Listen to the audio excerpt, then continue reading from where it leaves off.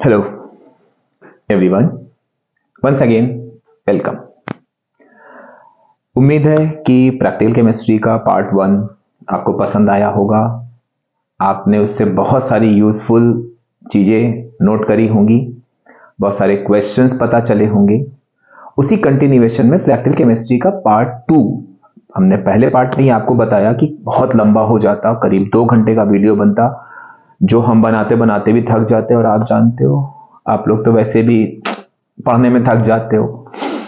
तो छोटे छोटे पार्ट्स में डिवाइड करने के बाद पहला पार्ट तो आपने देख ही लिया होगा, जिसमें आपके थे फ्लेम टेस्ट और कुछ कंपाउंड्स पर H2SO4 का एक्शन। उसी कंटिन्यूएशन में सेकेंड पार्ट में हम आपको बता रहे हैं कि action of heat on various compounds कैसे करेंगे। तो चलिए स्टार्ट करते हैं। हम प्रैक्टिकल केमिस्ट्री के सेकेंड पार्ट पे आते हैं। Practical chemistry,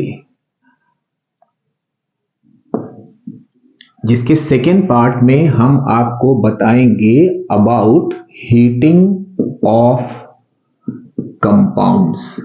heating of compounds, अगर हम आपसे कहें कि अगर आपने प्रैक्टिकल केमिस्ट्री पेज पलट कर देखा होगा तो कितने कंपाउंड्स हैं, आप कहोगे अरे सर बहुत सारे हैं सर, उसमें 10 कंपाउंड्स हैं। हम कहेंगे नहीं भाई रुको, अभी उसमें आप देखो ना, कुछ कंपाउंड्स सिमिलर हैं। तो उस कैटेगरी में ही हम आपको बता रहे हैं कि आप कैसे उसको छोटा करिए। अगर आप ध्यान से देखेंगे तो पहला जो कंपाउंड की हीटिंग है उसमें आप देखेंगे कि आपको हीटिंग ऑफ कार्बोनेट्स पढ़ना है। हीटिंग ऑफ कार्बोनेट्स, जिसमें आपने देखा होगा कि आपका अभी इन दोनों पर हम CuCO3 और आपका ZnCO3, ये दो कंपाउंड की हीटिंग है। तो आप देख लो, अभी इनकी हम कॉमन इक्वेशन बताएंगे, उससे आप देखोगे दो कंपाउंड को आप एक ही बार में आराम से निपटा लोगे। तो पहला हम लोग हीटिंग ऑफ कार्बोनेट में लेते हैं। तो आप याद रखिएगा कि जो मेटालिक कार्बोनेट होते हैं, कार्बोनेट, उनको आप हीट करिए अगर, तो मेटालिक ऑक्साइड मिलेंगे और CO2 मिलेगी। अच्छा, टाइप ऑफ क्वेश्चन हम आपको पहले पार्ट में बता ही चुके थे, एक बार फिर से रिवाइज कर लेते हैं हम लोग कि टाइप ऑफ क्वेश्चन में gas evolved, type of questions, number 2 observation, number 3 balance equation. और बाकी के जो अदर क्वेश्चन है वो हमने आपको इससे पहले वाले वीडियो में बताए थे, कंपाउंड X Y Z करके, वो भी इस पर बेस्ड होते हैं। अब आप बारी बारी से आ जाओ। आपने लिया CuCO3, हीट किया, मेटालिक ऑक्साइड मीन CuO मिलेगा, प्लस गैस इवॉल्व्ड CO2, ये मिल गई। अब यहां पर आप एक चीज याद रखिएगा कि जो भी आप कंपाउंड ले रहे हो उनका ओरिजिनल कलर आपको जरूर मालूम होना चाहिए। ये क्यों, अभी हम बता रहे हैं आपको, ठीक। और ये जो है जितने भी कार्बोनेट्स हैं, जब आप हीट करोगे तो ये आपको देगा ब्लैक रेजिड्यू। कहीं पर भी आप देखो CuO मिल रहा है, what ever it may be the method, even अगर आप हीटिंग ऑफ, अभी हम लोग नाइट्रेट में देखेंगे, उसमें भी अगर आपको CuO मिल रहा है, आप कुछ ना करो, ऑब्जर्वेशन समझ में नहीं आ रहा, आप लिख दो ब्लैक रेजिड्यू फॉर्म्ड, बिल्कुल सही होगा। सेकेंड हम लोग आते हैं जरा ZnCO3 पर। सबके ओरिजिनल कलर जरूर याद रखिएगा, अभी हम बेस्ड क्वेश्चन पर जब बात करेंगे तब उनमें ये चीज आपकी काम आएगी। CO2, अब देखो आपने जनरल इक्वेशन याद करी, दो हीटिंग ऑफ कंपाउंड आपने एक संग निपटा दिए। अब यहां पर ZnCO3 ये ओरिजिनली जो है आपका होता है व्हाइट कलर का, लेकिन जब इसको आप हीट करोगे तो जिंक ऑक्साइड की एक खास बात होती है कि जितनी देर तक ये गर्म रहेगा ये येलो रहता है और ठंडा होके व्हाइट हो जाता है। मतलब कि इसमें आप क्या लिखोगे कि residue is yellow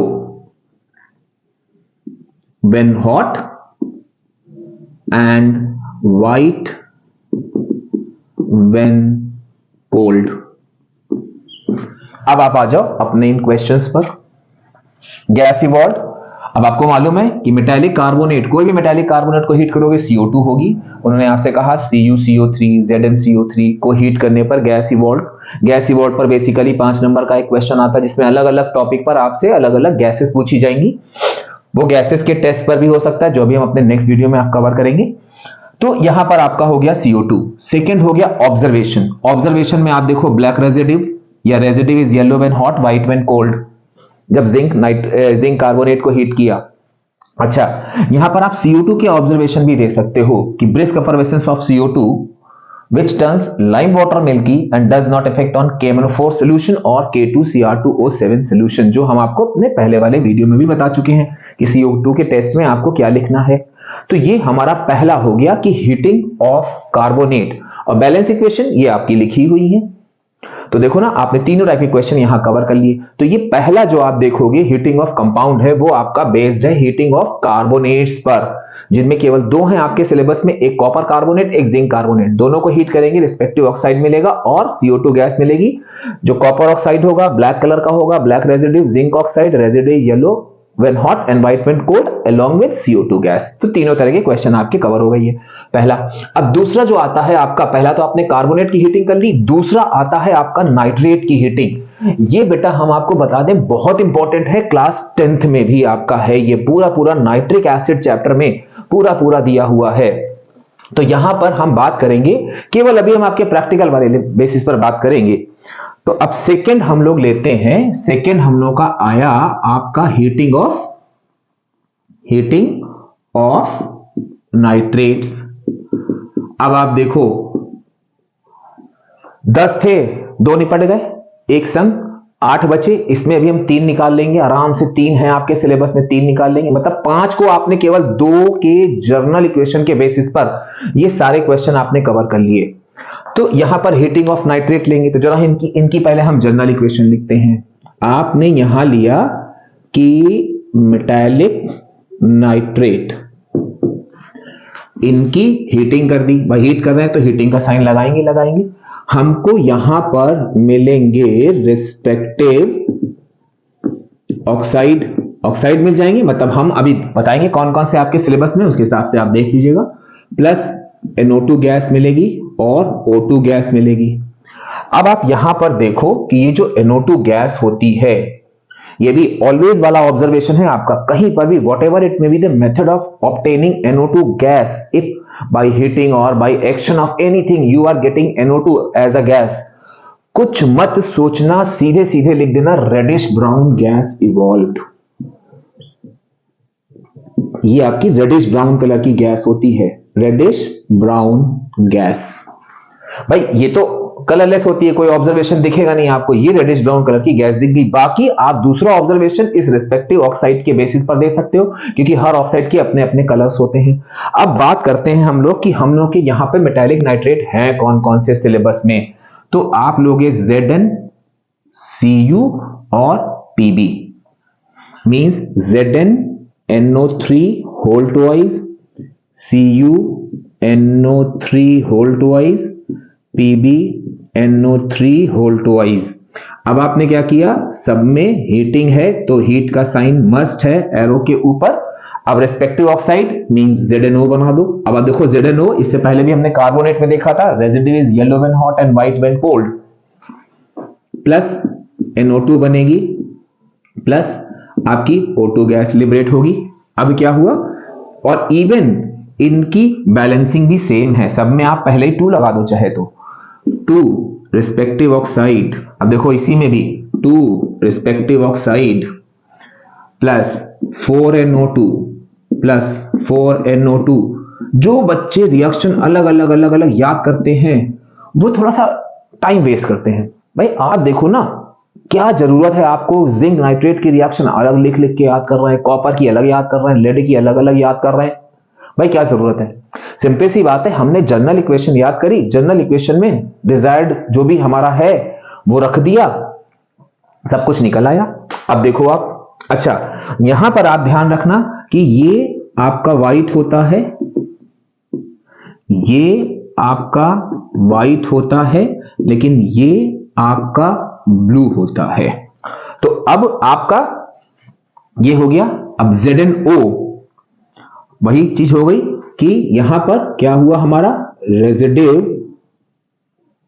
is yellow when hot, when, ये इसके ऑब्जर्वेशन में काम आएगा, when hot, and white when cold. ये हो गया। दूसरी चीज, ये CuO अभी आपने इससे पहले पढ़ा, ब्लैक रेजिड्यू, ब्लैक रेजिड्यू। भाई नो डाउट हम आपसे कहते हैं कि बेटा प्रैक्टिकल केमिस्ट्री छोटी सी रट डालना, आप रट डालोगे भाई। जब आप इंग्लिश है, हिस्ट्री है, हिंदी है, इतनी लंबी लंबी चीजें याद कर लेते हो तो ये छोटी मोटी चीजें हैं। लेकिन क्यों याद करें, हम इतना टाइम क्यों खराब करें? जब हमको जनरल इक्वेशन मालूम है, कुछ पर्टिकुलर ऑक्साइड्स होते हैं या कुछ पर्टिकुलर कंपाउंड्स होते हैं या कुछ पर्टिकुलर गैसेस होती हैं जिनके सेम कलर होते हैं, चाहे आप जहां भी सेम ऑब्जर्वेशन आप वही लिख दो। यहां पर क्या होगा कि अब यहां थोड़ा सा कंफ्यूजन होता है, आप याद रखिएगा ये रेजिड्यू येलो होता है, लेकिन TbO का रेजिड्यू होता है आपका बफ येलो, बफ येलो। फिर यहां पर आप देखोगे एक आपको तीनों में कॉमन ऑब्जर्वेशन मिल रहा है, कॉमन ऑब्जर्वेशन, और वो कॉमन ऑब्जर्वेशन क्या है? वो कॉमन ऑब्जर्वेशन है आपका reddish brown gas, reddish brown gas evolve. अब आप देखो यहां पे क्वेश्चन आता है राइट 2 ऑब्जर्वेशंस, तो अब बच्चा कंफ्यूज हो जाता है। या उन्होंने आपसे कहा a white compound when heated gives a residue which is yellow when hot, white when cold, and a greenish yellow gas. Identify X, Y, Z। आप आराम से लिख लोगे। एक कोई टेस्ट पूछें तो अभी हम जब गैसेस के टेस्ट बताएंगे आप ध्यान से देखिएगा, आप उन गैसेस के टेस्ट लिख दो आराम से। कैसे मान ले हम? तो अब आप देखो टोटल कितने कंपाउंड थे? 10, जिसमें 5 हम लोगों ने 2 हेडिंग में खत्म कर लिए। हाँ, बाकी के अलग अलग कंपाउंड है जो अभी आपको थोड़ा थोड़ा सा याद करना पड़ेगा। कम से कम 10 से तो गनीमत ही हो गई ना। और फिर आपको कुछ जर्नल वो भी मालूम चल गए। जर्नल में मालूम चल गया कि कार्बोनेट की हीटिंग में CO2 और रिस्पेक्टिव ऑक्साइड मिलेंगी, नाइट्रेट की हीटिंग में NO2 गैस मिलेगी, O2 गैस मिलेगी और रिस्पेक्टिव आपका ऑक्साइड मिलेगा। तो उसके बेसिस पे आपने अपने कुछ कॉमन ऑब्जर्वेशंस निकाल लिए। अब हम अलग अलग जो कंपाउंड्स हैं उनमें आते हैं, लेकिन कुछ ऐसे कंपाउंड्स हैं जिनमें आप ध्यान रखना ऑब्जर्वेशन क्लियरली विजिबल नहीं होगा, आपको बहुत ध्यान से देखना पड़ेगा उसका ऑब्जर्वेशन। तो अब हम अपने तीसरे कंपाउंड पर आते हैं। तीसरा आप कहोगे अरे सर ये तो 6 है, हम कहेंगे कहां 6 कहां, 2 तो हम लोगों ने 2 में निपटा दिए, तो अब तो हमारा ये तीसरा हुआ ना। तो तीसरे पे आते हैं हम लोग, और वो तीसरा कंपाउंड है हम लोग का heating of washing soda, washing soda. अब इसमें भी आप ध्यान रखिएगा, वॉशिंग सोडा का सिंपल सा फॉर्मूला, आपका फॉर्मूला क्या हुआ? Na2CO3.10H2O। इसको आपने हीट किया। अब इक्वेशन पे आप ध्यान रखिएगा, Na2CO3.H2O प्लस 9H2O। अब देखो यहां पर ये आपका व्हाइट होता है, इसी में हमने कहा था आपसे कुछ ऑब्जर्वेशन ध्यान रखिएगा, ये भी व्हाइट होता है। तो अब हमको कैसे पता चलेगा भैया कि हमारा ये वॉशिंग सोडा है गर्म करने पर? तो आप क्या करोगे, इस वाटर वेपर का, ये वाटर जो है यहां पर वेपर के फॉर्म में आता है, तो यहां पर आप इस वाटर वेपर का टेस्ट दोगे। वाटर वेपर का टेस्ट क्या होता है कि ये कोबाल्ट क्लोराइड इट टर्न्स मतलब ये वाटर, अभी हम लोग गैसेस वाले में इसको बहुत डिटेल में देखेंगे। It turns cobalt chloride blue to pink, blue to pink. तो आप बता दोगे सीधे सीधे कि ये हमारा जो कंपाउंड है ये वॉशिंग सोडा है, जो कि हीट करने के बाद भी व्हाइट रहता है, लेकिन एक कंपाउंड देता है या एक वाटर वेपर देता है जो कोबाल्ट क्लोराइड को ब्लू से पिंक कर देते हैं। कोबाल्ट क्लोराइड का ओरिजिनल कलर ब्लू होता है, लेकिन वाटर वेपर के कांटेक्ट में आते ही ये पिंक कलर का हो जाता है। ये वाटर वेपर का एक कंफर्मेटरी टेस्ट भी है। अब हम लोग अपने चौथे नंबर पर आते हैं। इसमें ध्यान रखिएगा, बहुत इंपॉर्टेंट है ये। इस पे हम लिख देते हैं, दो ऑब्जर्वेशन इसके बहुत इंपॉर्टेंट हैं जो जनरली पूछे जाते हैं, और ये है आपका CuSO4.5H2O। मींस यहां पर हम क्या करेंगे, फोर्थ वाले की हेडिंग डालेंगे हीटिंग ऑफ। अब आप ध्यान दो, यहां पे दिया है 5H2O। तो जो भी वाटर चैप्टर में अभी हमने तो बनाए नहीं है, बनाएंगे तो कवर करेंगे, जब जिसमें भी ये वाटर ऑफ क्रिस्टलाइजेशन लगे होते हैं वो हाइड्रेटेड सब्सटेंस होते हैं, hydrated, that contain water of crystallisation. तो हीटिंग ऑफ हाइड्रेटेड, इसीलिए हमने कहा है, ध्यान रखिएगा, मोस्ट इंपॉर्टेंट, इसीलिए हमने लिख दिया है heating of hydrated copper sulphate. अच्छा, जब वाटर ऑफ क्रिस्टलाइजेशन किसी भी कंपाउंड के संग जुड़ा हुआ होता है तो वो हाइड्रेटेड होता है, जब वो वाटर ऑफ क्रिस्टलाइजेशन निकल जाता है तो वो एनहाइड्रस हो जाता है। इस चीज पर आप ध्यान रखिएगा। तो जब हम इसको हीट करेंगे, हमने क्या किया, इसको हीट किया, तो यहां पर तो थोड़ा सा वाटर ऑफ क्रिस्टलाइजेशन रह गया था, लेकिन यहां ये पूरा पूरा निकल जाता है, CuSO4+5H2O। अब आप देखो यहां पर, अब ऑब्जर्वेशन में ध्यान रखिएगा, बहुत सिली मिस्टेक होती है। बच्चा लिखता है blue colour changes to white, बस हम लोग 0 दे देते हैं, क्योंकि ये बोर्ड एग्जाम में, मतलब क्लास 10th में भी है। तो यहां पर क्या होगा कि आप जो देखोगे, जो ओरिजिनल कलर है वो है आपका ब्लू, और ये कॉपर सल्फेट कैसा है, हाइड्रेटेड। जितने भी की टर्म्स हैं जो आपके कहीं पर भी छोटी छोटी मिस्टेक पे मार्क्स कटवा सकते हैं, हम गारंटी ले रहे हैं, हम वो होने नहीं देंगे अगर आपने ढंग से पढ़ा। ब्लू हाइड्रेटेड मस्ट टर्म है, ध्यान रखिएगा। और उसके बाद फिर ये चेंज होता है आपका white anhydrous, white anhydrous. Question आ गया स्टेट, भाई देखो हमने आपसे कहा गैस इवॉल्व आएगा, ऑब्जर्वेशन आएगा, बैलेंस इक्वेशन आएगी, कहीं कहीं पे गैस इवॉल्व, जैसे मान लो यहाँ पे गैस इवॉल्व इतना कॉमन क्वेश्चन नहीं है भाई, वाटर वेपर के फॉर्म में मिल रहा है, बाकी में CO2, NO2, O2 वो तो आपके कॉमन गैसेस हैं। यहां भी आप देखो तो ये भी आपका वाटर जो है वेपर के फॉर्म में मिल रहा है, तो गैस इवॉल्व चलिए इसमें नहीं हुआ। ऑब्जर्वेशन, ऑब्जर्वेशन में क्या है, ऑब्जर्वेशन में दिया हुआ है state your observation when hydrated copper sulphate is heated. तो आप लिखोगे blue hydrated copper sulphate changes to white anhydrous copper sulphate. आप ध्यान देना, इतनी जोर से हमने एम्फेसाइज किया इसको, blue hydrated copper sulphate changes to white anhydrous copper sulphate. बेटा ये ध्यान रखना, सिली मिस्टेक पे नंबर कट जाते हैं, बच्चा लिखता है blue colour changes to white, बस हम लोग 0 दे देते हैं काट के तुरंत बोर्ड एग्जाम में। आपका तो 9th है, लेकिन फिर भी ध्यान रखना है, blue hydrated copper sulphate changes to white anhydrous copper sulphate.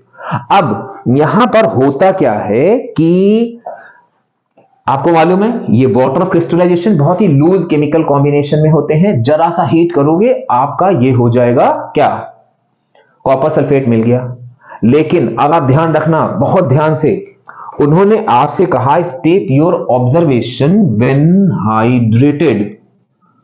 Hydrated copper sulphate is strongly heated. अब फिर ध्यान दो, हमने एम्फेसाइज किया है स्ट्रांगली हीटेड।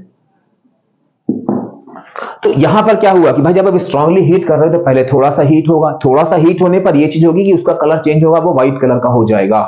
अब होगा क्या कि आप स्ट्रांगली हीट कर रहे हो तो ये जो आपका CuSO4 होता है, ये ऑन स्ट्रांग हीटिंग, जब इसकी स्ट्रांग हीटिंग करेंगे तो ये CuSO4 फर्दर टूट जाएगा, स्ट्रांग हीटिंग।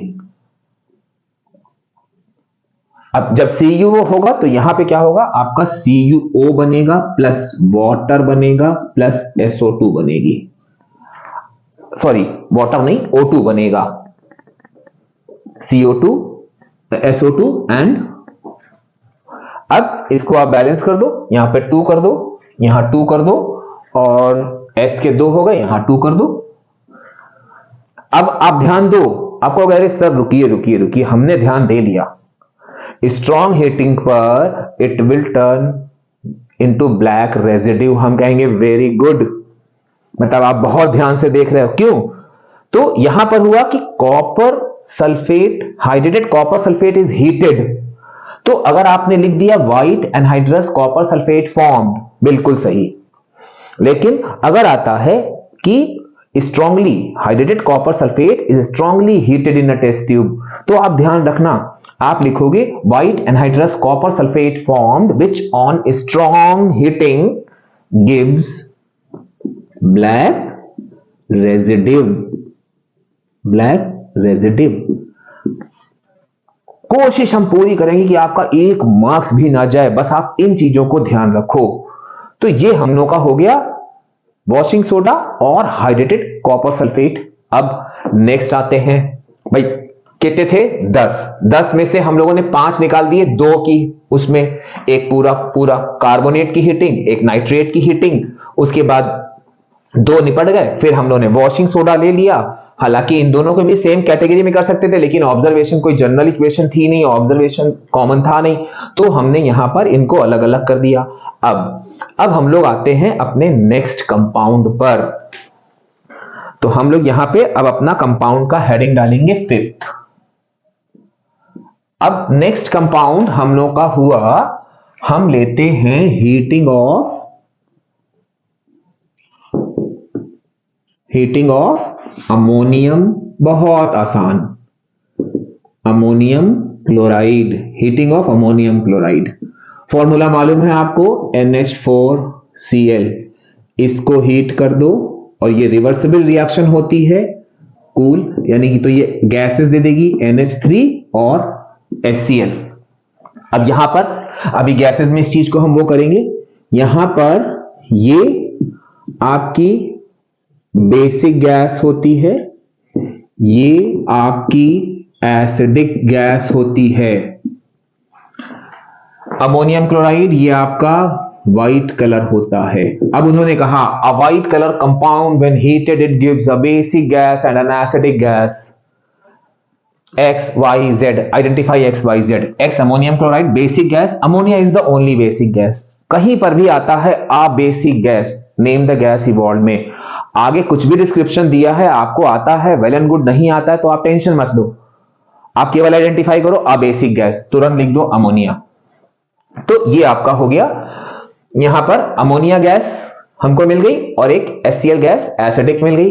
अब इनकी टेस्टिंग करनी है, मतलब इसका आपको ऑब्जर्वेशन लिखना है। हाँ, ऑब्जर्वेशन सबसे बड़ी गड़बड़ बात होती है। अब देखो यहां पर गड़बड़ होती है, हमको मालूम है, यहां पर जरा इसको हम बॉक्स में फिट कर देते हैं कि जो NH4Cl होता है it is a sublimable compound.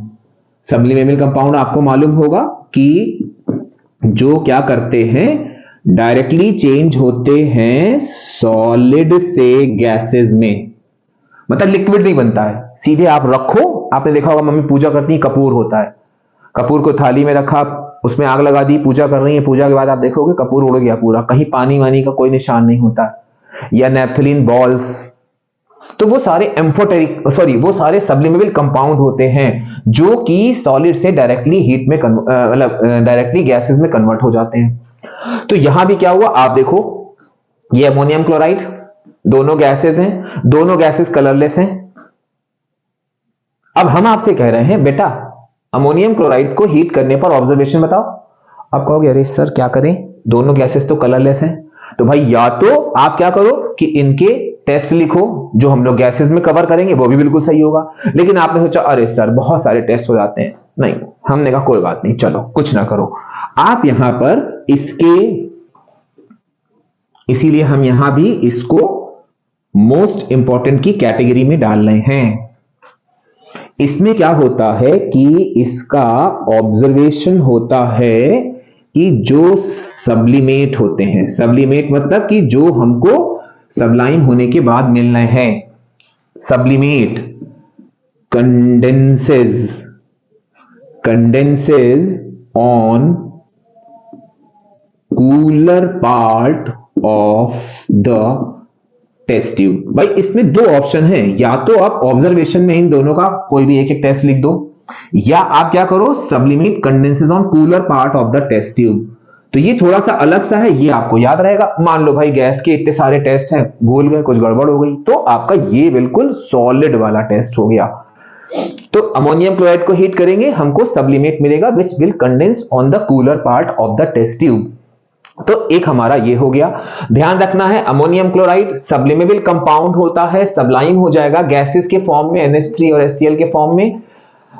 तो उसकी जो सब्लिमेट है वो कूलर पार्ट में कंडेंस हो जाएंगे, मतलब हमको वहां पर थोड़ा थोड़ा सा धुआं धुआं सा दिखाई देगा। और दूसरी चीज, ammonia is the only basic gas. एक चीज को हम बार बार इसलिए रिपीट करते हैं।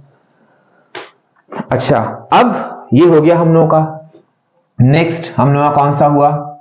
1 2 3 4, अब फिफ्थ पार्ट हो गया। फिफ्थ पार्ट में हमारा आता है हीटिंग ऑफ आयोडीन। ये आप देखोगे आयोडीन जैसे वो होम्योपैथिक वाली छोटी छोटी गोलियां होती हैं, उस टाइप के ये आपकी छोटी छोटी गोलियों के फॉर्म में होता है, सॉलिड स्टेट में, क्रिस्टलाइन सॉलिड होता है। जब इसको हम हीट करेंगे, मतलब कि हमने ये लिया I2 और बस हमने इसको हीट किया, हम देखेंगे हमको 2I मिल गया।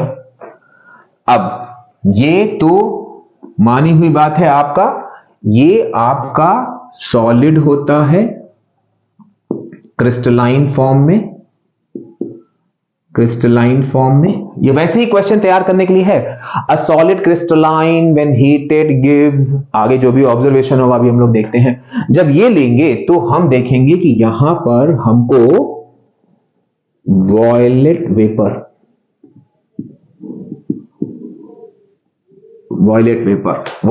मिलेंगे हमको।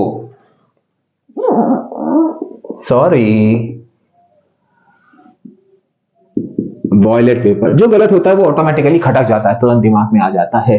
और गलती करने के बाद भैया मुझे सॉरी बोलने में कोई एतराज नहीं होता, मैं तुरंत बोल देता हूं। तो violet vapour gives violet vapour. बस आपने तुरंत लिख दिया, आइडेंटिफाई किया iodine, violet vapour of iodine. Simple सा, बहुत छोटा सा, सबसे छोटा यही वाला है। अब हम आते हैं अपने 6 नंबर पर। 6 नंबर पर हमारा कंपाउंड है अमोनियम डाइक्रोमेट। अब यहां पर फिर से हम एक बार लिखेंगे मोस्ट इंपॉर्टेंट। ये भी कई बार का पूछा हुआ ऑब्जर्वेशन है, और इसमें खास करके आप ध्यान रखिएगा कि इसमें अक्सर बच्चा गलती करता है इसके गैस इवॉल्व में। अब हम क्या करेंगे, ammonium means NH4, dichromate Cr2O7।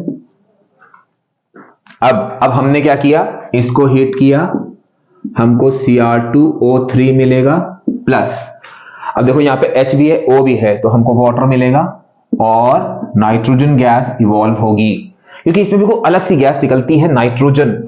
तो ये आपका टाइप गैस इवॉल्व में आपका आंसर होगा नाइट्रोजन। यहां पर 4 2 8, यानी कि ये 4 लगा दो। अब आप सुनना बहुत ध्यान से, ये जो है ओरिजिनली आपका होता है ऑरेंज कलर का, ऑरेंज, और Cr2O3 ये आपका होता है ग्रीन कलर का। Means orange colour changes to green. लेकिन ये सही है, लेकिन थोड़ा अच्छा वाला आंसर लिखते हैं। यहां पर आप क्या देखोगे कि जब हम टेस्ट ट्यूब लेंगे, उस टेस्ट ट्यूब में अमोनियम डाइक्रोमेट डालेंगे जो कि ऑरेंज कलर का होता है, जैसे वो सिंदूर टाइप का नहीं होता है वैसे ऑरेंज कलर का होता है। जब इसको आप हीट करोगे तो आप देखोगे कि ग्रीन कलर की फ्लैशेस बड़ी अच्छी सी, मतलब जैसे ऐसा लगता है कि वॉल्केनो से, मतलब उतना खतरनाक नहीं, लेकिन काफी एकदम से जूम करके ग्रीन कलर की वॉल्यूमिनस आपको जो है वो फ्लेम्स निकलेंगी। तो आप इसको थोड़ा सा अच्छा करने के लिए क्या लिख सकते हो कि flashes of voluminous green residue formed. आपने अगर केवल ये लिख दिया ऑरेंज टू ग्रीन, सही है, orange colour changes to green. लेकिन ये आप देखो ना, थोड़ा सा अच्छा लग रहा कि हाँ भाई बच्चे ने देखा होगा कि कैसे फ्लैशेस निकलनी है एकदम से। तो ये हो गया ग्रीन रेजिड्यू फॉर्म्ड। तो ये हमारे कुछ, बस आपको ध्यान रखना है कौन कौन से टाइप के क्वेश्चन आएंगे। अच्छा, बैलेंस इक्वेशन इसमें ज्यादातर ये वाली पूछी जाती है, या कार्बोनेट वाली, या मतलब बैलेंस इक्वेशन वाले पॉइंट ऑफ व्यू से भी इसको आप अच्छे से याद रखिएगा। तो ये था हम लोग का प्रैक्टिकल केमिस्ट्री का सेकेंड पार्ट। उम्मीद है ये भी आपको अच्छे से समझ में आ गया होगा। आप ऐसे ही देखते रहो और अपनी जो भी आपको नया टॉपिक चाहिए आप बताओ। Enjoy this video. Third part में बहुत जल्दी फिर मिलते हैं। Till then bye bye.